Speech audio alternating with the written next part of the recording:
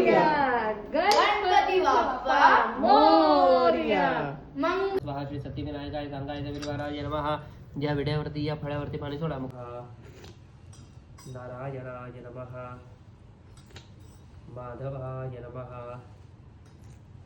सोडून द्या. गोविंदाय नमः. हात जोडायचे. कृष्णाय नमः. आता हे सर्व बाप्पा आणायला गेलेत तोपर्यंत मी तांदळाचं स्वास्तिक काढते. तांदूळ म्हणजे अक्षता. आता हे समृद्धी, शुद्धता आणि मंगलतेचं प्रतीक मानलं जातं. मातीची किंवा धातूची मूर्ती थेट जमिनीवर न ठेवता पवित्र आधार म्हणून तांदूळ ठेवण्याची परंपरा आहे. काही ठिकाणी तांदळासोबत सुपारी, दुर्वा किंवा लाल कापडही ठेवतात. थोडक्यात सांगायचं तर बाप्पाच्या चरणी समृद्धी अर्पण करण्याचं हे एक पवित्र चिन्ह आहे. तर तुम्हालाही कळलं असेल ना, मूर्तीखाली तांदळाची आरस किंवा तांदूळ का ठेवले जातात ते. तर समृद्धीचे चिन्ह आहे हे. आता मी बाप्पाची वाट पाहत होती कारण मला फोन आला की ते पोचणार आहेत, म्हणून मी आरती घेऊन बाप्पाची वाट पाहत होते. मोरया. गणपती बाप्पा मोरया. आले रे आले, गणपती आले. हुंदीर मामा की जय. अगं दिवस आहे ना इकडे. नाही हा. गणपती बाप्पा पुढच्या वर्षी. अरे इतक्या लवकर काय, आता आले ना. लवकर या. गणपती बाप्पा मंगल मूर्ती हुंदीर मामा की मंगल मूर्ती. मोरया.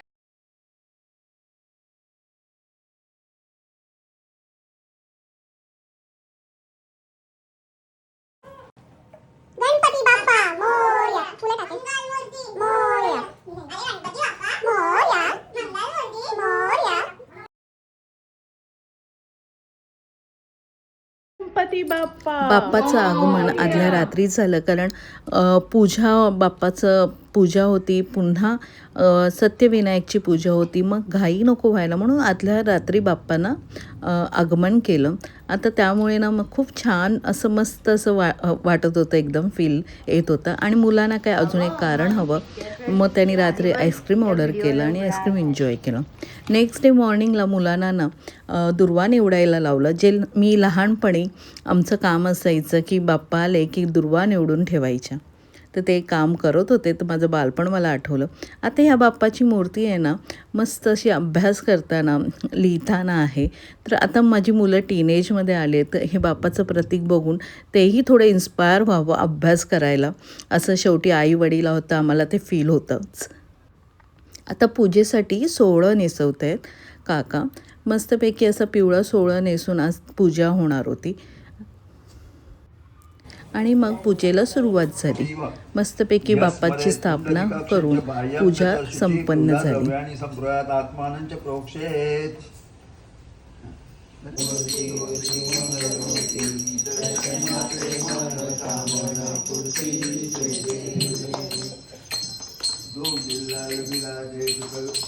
लाल चढ़ायो अच्छा गजमुख को दोन लाल प्रभु जय जय जीवराज विद्या सुखदाता हो स्वामी सुखदाता धन्य तुम्हारो काम देवता जय. गणपती बाप्पाची स्थापना झाली, पूजा झाली, आरती झाली आणि आता होणार होती सत्यविनायकाची पूजा. आता सत्यविनायकाची पूजा म्हणजे काय? माझ्या हातावर दे. एक पळी पाणी सोड. आणि आता मला नमस्कार कर. का माहितीये, बाप्पाची मी पूजा सांगितली तुला म्हणून. चल. तर तुम्ही सत्यनारायणाची पूजा ऐकली असेल, पण गणपतीच्या स्थापनेच्या वेळेला सत्यविनायकची पूजा केली जाते.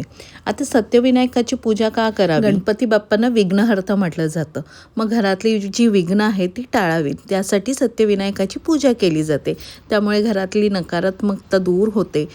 तर या पूजेमध्ये मनोकामनाचा संकल्प केला जातो आणि ती पूर्ण झाल्यावरती ही पूजा केली जाते. तर ॲक्च्युली आम्हाला घरात पूजा घालायची होती आणि गणपतीच्या वेळेला पूजा घालेल असं मला फार वाटत होतं, म्हणून मी ही पूजा मांडली. ॲक्च्युली सत्यनारायण करणार होती, पण आम्हाला गुरुजींनी सांगितलं की गणपती बाप्पा बसत आहेत तर तुम्ही सत्यविनायकाची पूजा करा, त्यामुळे हा घाट घातला. ही देवता जसं सत्यनारायण आपल्या सगळ्या मनोकामना पूर्ण करणारे देवता आहे, तसंच सत्यविनायक सुद्धा सध्या मनोकामना आपले पूर्ण करणारी देवता आहे. सत्यविनायकाचं जन्म किंवा हे सुरू वैशाख पौर्णिमेला झाला, तर त्यावेळेला विशेष सत्यविनायकाची पूजा केली जाते वैशाख पौर्णिमेला. जसं सत्यनारायणामध्ये आपण देवताचे गणपती पूजन कलश स्थापन करून सत्यनारायणाचं स्थापन करतो, तसंच इथे सुद्धा गणपती पूजन करून कलश स्थापन करायचं. त्या कलशामध्ये अन्य प्रकारचे देवता, सत्यनारायणामध्ये आपण फक्त विष्णूचं पूजन करतो आणि परिवार पीठ देवता, याच्यात सत्यनारायणाचा परिवार पीठ देवता, सत्यविनायकाचा परिवार पीठ देवता आणि त्याच्यानंतर विनायकाची 21 आवरणांची पूजा केली जाते विशेष. आणि मग मोदकाचा नैवेद्य वगैरे पण त्याला तुम्हाला सांगितले तसं दाखवतो आणि आरती करून कथा वाचतो. आधी याची कथा पण मोठी आहे, म्हणजे कथा वाचून 5 अध्याय आहेत त्याचे पण, आणि आरती करून असं आपल्या नारायणाय नमः, माधवाय नमः, सोडून द्या, गोविंदाय नमः, परत 3 वेळा द्या. नारायणाय नमः, माधवाय नमः, सोडून द्या, गोविंदाय नमः, हात जोडायचे, सवे नमः, मूल प्रदान करिष्ये, सोडून द्या पाणी.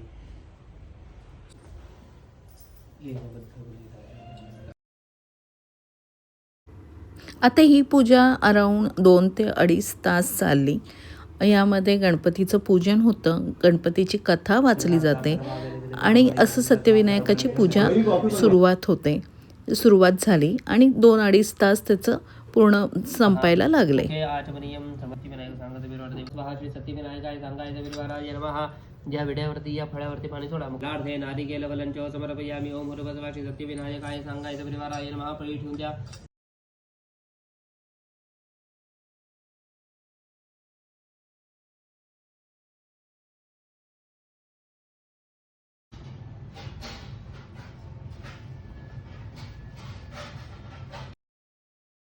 आता या पूजेसाठी ना एक विशिष्ट नैवेद्य दाखवला जातो, तो म्हणजे तळणीच्या मोदकांचा.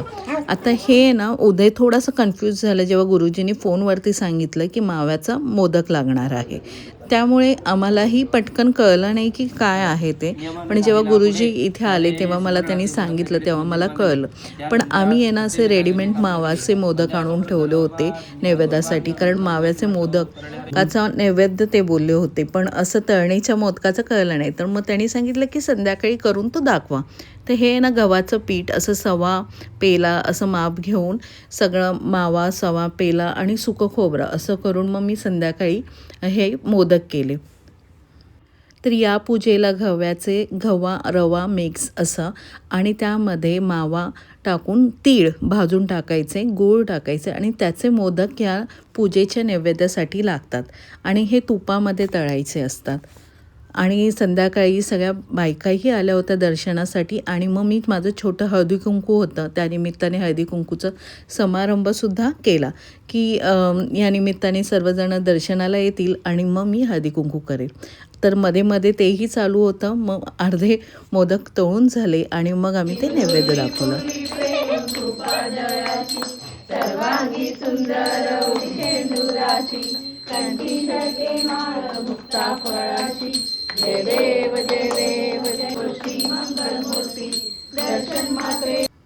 आणि रात्री नंदेश दादा आणि सरिता वहिनी आली बाप्पाच्या दर्शनासाठी. एवढं बिझी शेड्यूल असून दरवर्षी ते बाप्पाच्या दर्शनासाठी येऊन जातात. फार छान वाटतं. तर हा होता एका दिवसाचा ब्लॉग. तो स्टे ट्यून. बाप्पाच्या विसर्जनचा ब्लॉग मी लगेचच पोस्ट करेल, कारण मी खूप थकली आहे, पण खूप मला छान वाटतं, एकदम फ्रेश वाटतं. चलो तर बाय बाय. पुन्हा भेटू नव्याने. बाय.